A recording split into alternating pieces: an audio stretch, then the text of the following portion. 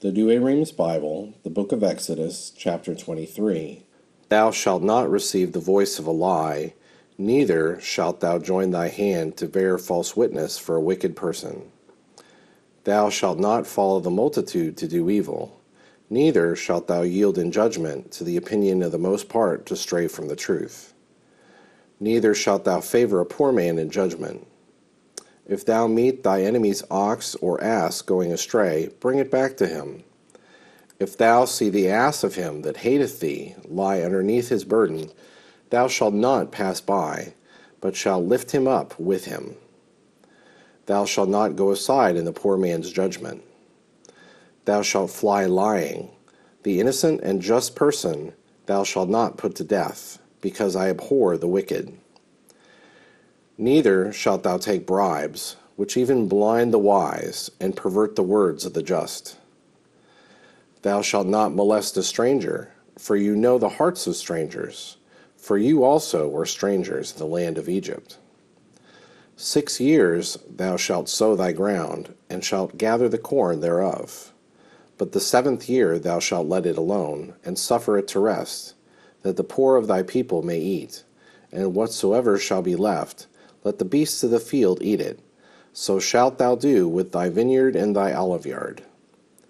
6 days thou shalt work. The 7th day thou shalt cease, that thy ox and thy ass may rest, and the son of thy handmaid and the stranger may be refreshed. Keep all things that I have said to you, and by the name of strange gods you shall not swear, neither shall it be heard out of your mouth. 3 times every year you shall celebrate feasts to me. Thou shalt keep the feast of unleavened bread. 7 days shalt thou eat unleavened bread, as I commanded thee, in the time of the month of new corn, when thou didst come forth out of Egypt. Thou shalt not appear empty before me. And the feast of the harvest of the first fruits of thy work, whatsoever thou hast sown in the field. The feast also in the end of the year, when thou hast gathered in all thy corn out of the field.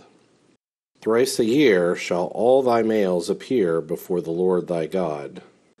Thou shalt not sacrifice the blood of my victim upon leaven, neither shall the fat of my solemnity remain until the morning.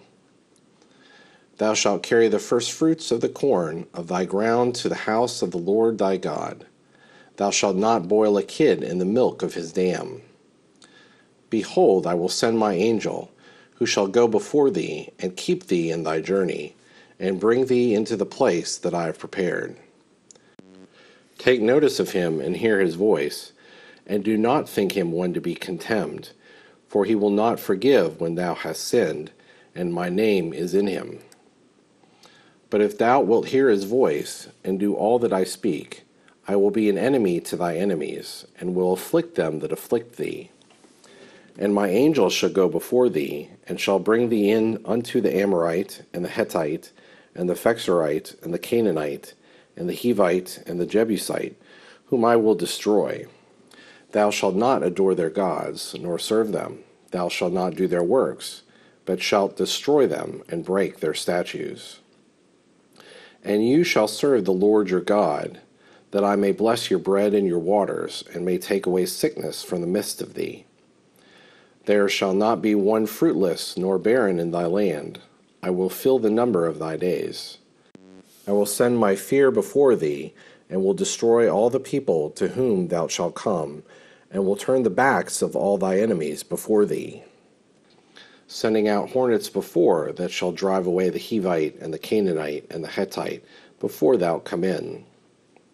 I will not cast them out from thy face in 1 year, lest the land be brought into a wilderness, and the beasts multiply against thee. By little and little I will drive them out from before thee, till thou be increased, and dost possess the land.